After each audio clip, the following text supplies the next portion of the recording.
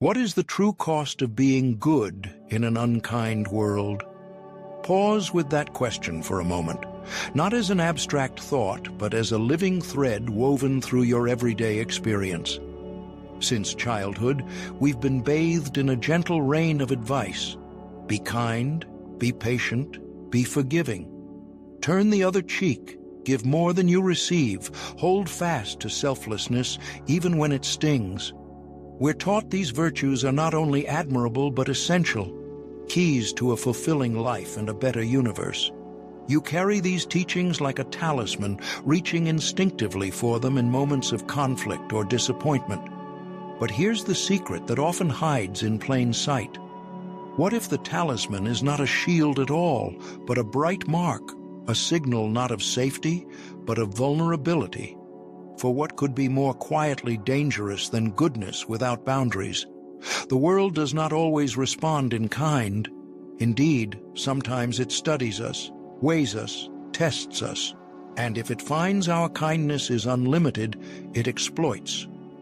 Goodness, paradoxically, becomes the very instrument of our exhaustion or invisibility, our open invitation to be used rather than respected. Think about how these ideals are lived. The person chosen to organize every thankless task at work. Why is it always the one who cannot say no? The friend who offers the patient ear to everyone's woes, but whose own heartache is met with a hurried nod. The family member who is always unfailingly available until the day they are no longer anything but a background presence? We hold up the endlessly giving as moral champions, yet hardly notice as they dissolve into the periphery, overworked and unappreciated. Their goodness, instead of protecting them, exposes them. It's a strange realization, isn't it, that the very virtues meant to guarantee love can become the reasons love is withheld or taken for granted. The paradox is exquisitely uncomfortable. Were you taught, as I was, that to be good is to be safe? And yet, why then do so many good people feel bruised by the world, living with constant fatigue or a sense of having been passed over? Is your goodness armoring you, or is it making you a target? Are you admired, or are you merely accessible, available, and ultimately invisible? Here's what we often miss. True virtue, when it is presented without limit or boundary, becomes a resource. People, consciously or not, are drawn not to the purity of your giving, but to the convenience of it. This is not always cruelty. Sometimes it is simply human nature. When you are the first to volunteer, the last to complain, you enable a pattern, not just of your own suffering, but of others leaning on you as a crutch. The world measures your boundaries, and if it finds none, it will take what it can. So reflect for a moment on your own patterns. When was the last time someone asked, "Are you sure you have the bandwidth for this?" Or do they simply arrive, needs in hand, already confident the answer will be yes? Is your daily landscape strewn with small acts of kindness that no one bothers to see, let alone reciprocate? We have all been taught goodness as a shield, but life teaches us it is also an exposure, a kind of beautiful, dangerous openness. An openness that, unless we root it in our sense of self-worth and establish real boundaries, becomes a silent invitation for others to cross lines. And yet, we hunger for goodness. We believe in it. There is no impulse more noble than to be gentle in a harsh time, to offer compassion in the face of indifference, to love when love is met with silence. But ask yourself honestly, at what cost? What is the toll on your spirit, your sense of value? Is the world honoring your kindness, or quietly pocketing it as if it were owed? These questions matter, not because goodness is hopeless, far from it, but because the world shapes itself around the limits we set. When virtues operate unchecked, admirable though they may be, they become currency to be spent by others, often without your consent. Even in the smallest exchanges, the world is watching, measuring, testing, and, if permitted, exploiting kindness that knows no limits. As we begin to trace the contours of this paradox, let us look deeper into why and how our goodness can open us to harm. For without understanding, there can be no mastery. And without mastery, our noblest qualities risk becoming our greatest liabilities. Let us look more closely at how the world, for all its visible warmth, sometimes sharpens its edges on those very virtues we most want to cherish in ourselves: kindness, forgiveness, self-sacrifice. There's a peculiar set of rules in play, often hidden in plain sight, that govern the dance between benevolence and exploitation. Have you ever sensed the faintest trace of calculation, even in moments that appear purely innocent? That uncanny instance when your gesture of forgiveness is greeted, not with gratitude, but with expectation, or the subtle escalation in requests from that friend who grows accustomed to your ready ear and steady support, a shadow creeping alongside every act of goodwill you offer. These moments are not rare exceptions. They are, in fact, woven into the very fabric of our social existence. Human beings are, after all, creatures of habit. We look for patterns, we exploit openings, frequently without even knowing that's what we're doing. Think of the loyal employee, always first to volunteer for overtime, the one whose dedication is met, not with equitable reward, but instead with steadily mounting demands, while those less generous are somehow spared the burden. Or consider the family member who responds to every request, bending over backwards, forgiving slights and sacrifices with a smile, slowly realizing that every act of grace invites a new expectation, a new overreach. One person's giving spirit becomes, in the eyes of another, not a gift, but a resource, available on tap, no questions asked. It's easy to despair at this, to assume the worst of people. But the truth is subtler. Opportunists aren't always villains twirling invisible mustaches. Often, they are simply taking the shortest route to comfort, efficiency, or pleasure that the environment presents. Why seek a difficult solution when an easy mark stands ready to absorb the inconvenience? It may not even register as exploitation in their minds, just routine. Yet for the one whose kindness is quietly pilfered, the impact is no less real. Does that mean we should stop being kind, stop forgiving, stop offering our best selves to the world? Isn't the answer simply to harden our hearts, to turn away from the vulnerability that such virtues demand? It's tempting to adopt cynicism as armor, but such a posture, untempered, risks robbing us of the beauty and power in goodness itself. Instead, what if the solution lies not in retreat, but in discipline, strategic virtue, practiced not naively, but with open eyes and steady hands? We often believe that tolerance is synonymous with moral strength, that peacekeeping is always the ideal. But unchecked tolerance doesn't breed respect. More often, it invites contempt. Let that sink in for a moment. A fortress without walls is not a refuge, but a thoroughfare. A peacekeeper who never enforces boundaries doesn't preserve harmony. They relinquish their own agency. If we wish to be truly good, we must first learn to safeguard the conditions that allow goodness to survive. The world does not run on good intentions alone. It is navigated by those who understand the hidden rules, those who balance kindness with discernment, compassion with caution. Influence, power, and boundaries are not the antitheses of virtue. They are its ballast. The acute observer, sometimes called a manipulator, sometimes merely an opportunist, watches for forgiveness that lacks memory, for generosity that fears confrontation, for patience that shies from principle.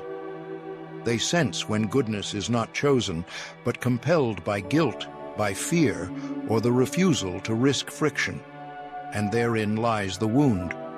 There is, however, a vital distinction to be made between lamb-like mercy and lion-like mercy. The lamb forgives from a place of weakness, hoping only to avoid trouble, preserve the peace at any cost.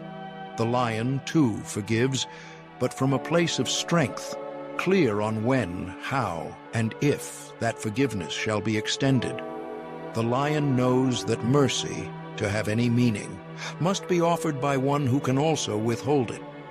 This is the essence of strategic virtue, the self-discipline to give from fullness, the courage to say no when necessary, the wisdom to draw the line before your kindness becomes currency in someone else's game.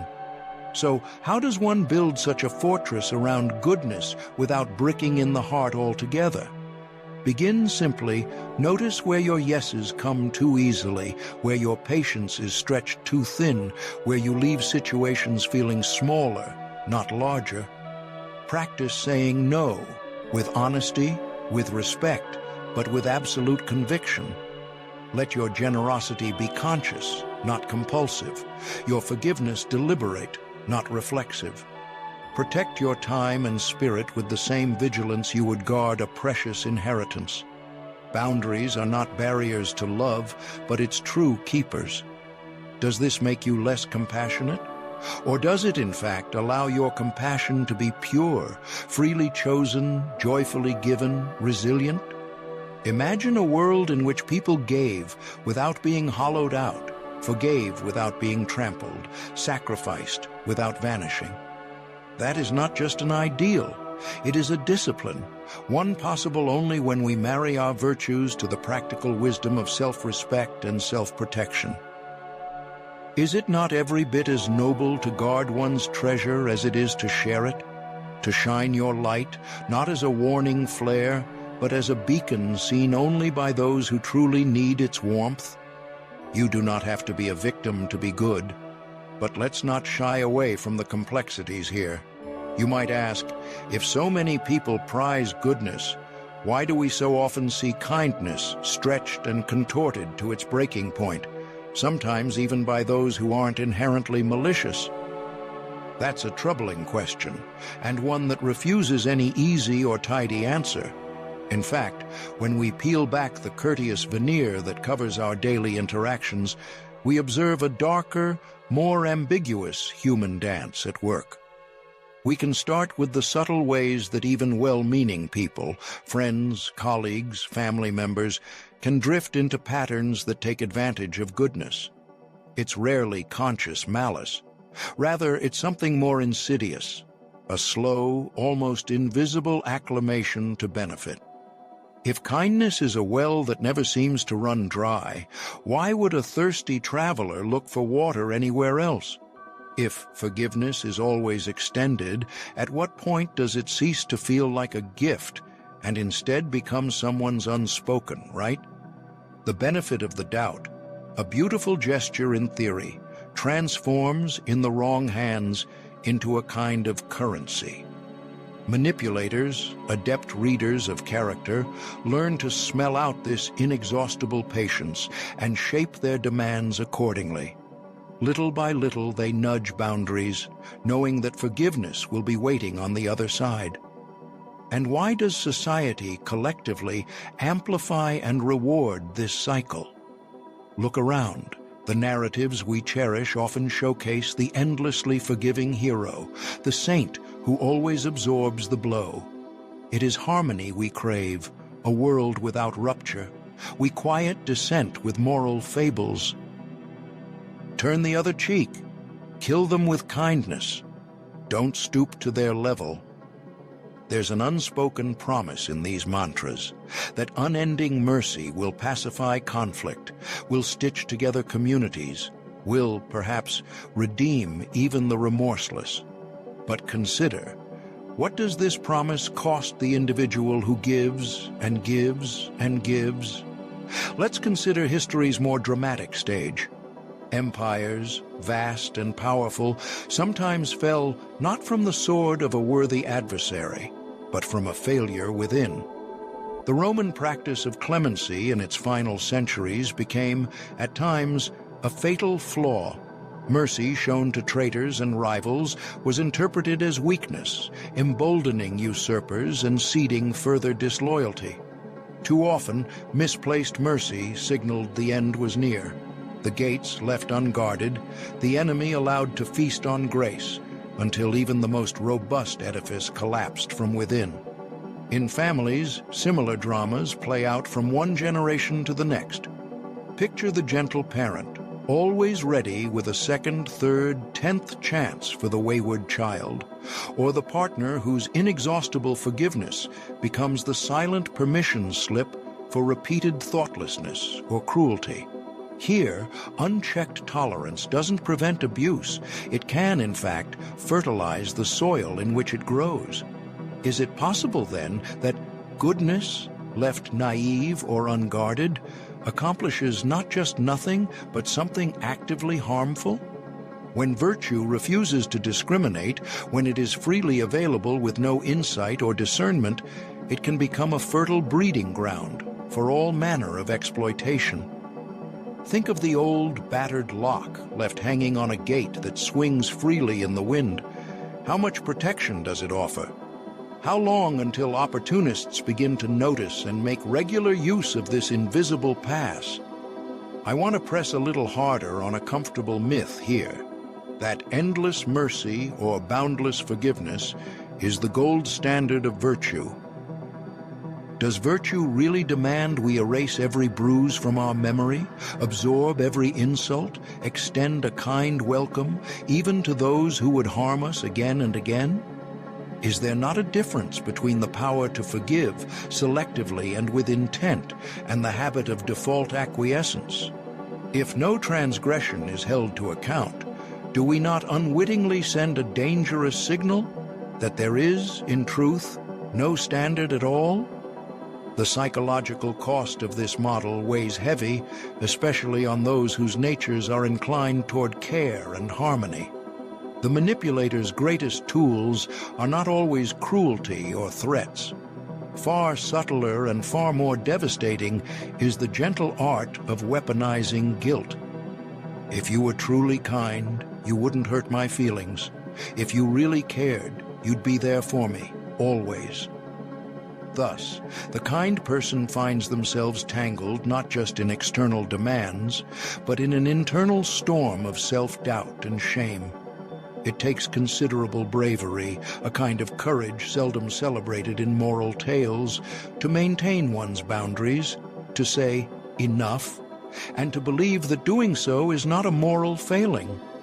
How often have you hesitated to draw a protective line, haunted by the fear that you might seem unkind, mean, or even monstrous?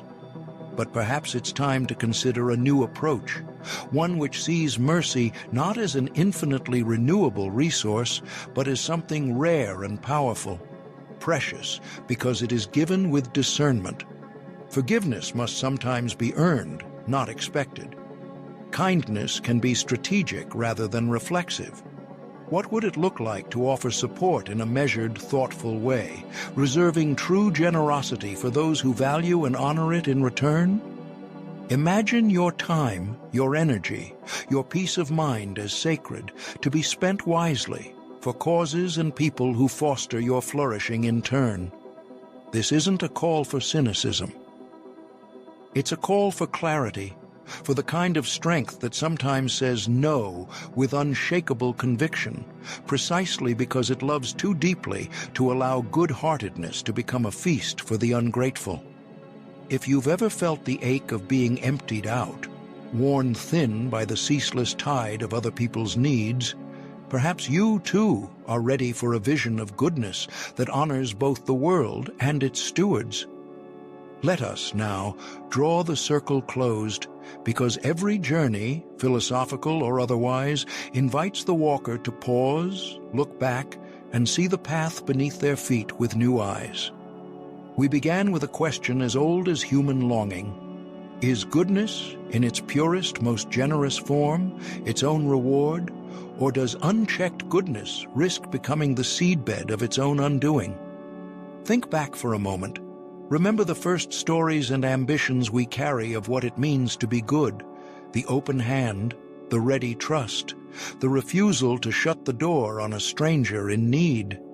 There is beauty in that innocence.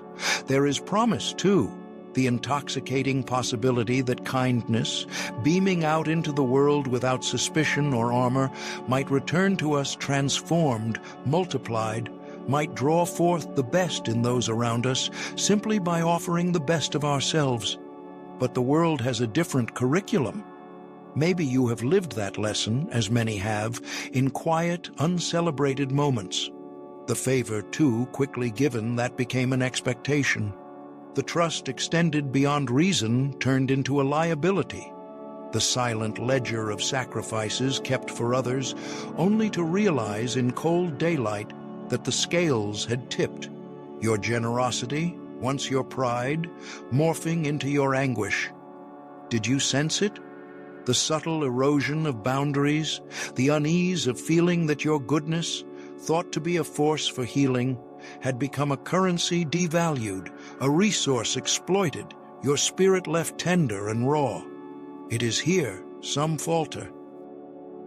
They question themselves, perhaps asking, is the world simply too fierce for open-heartedness? But maybe the question is not whether the world is too fierce, but whether the goodness we practiced was ever truly whole. Imagine now a goodness that endures, one that learns, adapts, survives the batterings of disappointment, and grows sharper, not dimmer, in the crucible. This is kindness as an art, a discipline, a strategic commitment. It is not apologetic. It does not ask permission to exist. Instead, it is fortified by experience.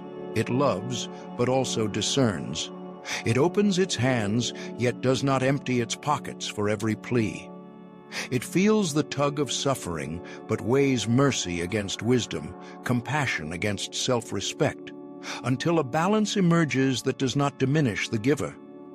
Think of the mentor who offers guidance, firm, clear-eyed, and measured, rather than the perpetual comforter who absorbs another's pain, yet cannot help because they do not first protect themselves. The fortified, kind soul learns to ask, is this act of service truly a gift, or has it crossed into enabling another's neglect of their own growth? With this, we see the final evolution of goodness. No longer is it meekness hiding behind virtue, nor mere self-sacrifice canonized as sainthood. Instead, it is a conscious, empowered, sovereign compassion, one that knows its own worth, that stands unbending when challenged, that uses mercy not as a ticket to its own erasure, but as a sword and shield both. In this landscape, to be good is no longer to burn oneself away for another's comfort. To be good is to rule over your own boundaries, letting kindness flow according to your wisdom, not another's insatiable hunger. Consider this. What is the true peril of unlimited kindness? Goodness with no foothold, no limits, does not simply suffer in the presence of malice. It makes way for it, waters it, and under the guise of virtue becomes its lieutenant. The most dangerous evils have never found a better accomplice than the willing, compliant goodness that dares not say no. We must see this, and see it clearly. If you will not defend yourself, you cannot meaningfully defend another. Without boundaries, what you call kindness may become injustice, an invitation for appetites that will never, ever be sated. Let me ask you, what kind of goodness do you wish to embody from this moment onward? Will you practice the exhausted, unconditional giving that burns you out and leaves you bitter, or will you choose intelligent compassion? Kindness with eyes wide open, mercy wielded not as submission, but as power. A heart that says, I will help, but only where it is right. I will forgive, but not excuse. I will give, but not at the cost of myself. What if you declared, as a silent warning, this heart is kind, but not foolish? Would you find the world respects you more? Would you respect yourself? So now, as you step back onto the road of your life, I challenge you. Be the kind of good the world truly needs and secretly admires. The kind that stands tall, that checks its giving with discernment, that offers sanctuary without lowering the drawbridge for any who would bring harm or deceit. In this way, your goodness will not be a sacrifice consumed by the world's appetites, but a light that persists, inspires, and transforms because it endures. Kindness, yes, but fierceness too. The world does not need more martyrs to manipulation. It needs you, strong, compassionate, clear.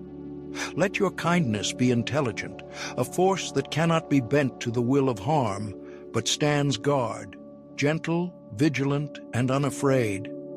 And when you meet that familiar test, the outstretched hand, the tearful plea, the tempting path of unguarded giving, pause. Remember that you owe yourself the same respect you offer others. Your boundaries are sacred. Your compassion is a privilege, not a right to be demanded. Be generous. Be wise. Be the goodness that survives, and the world will finally regard goodness not as a weakness to exploit, but as a strength impossible to conquer.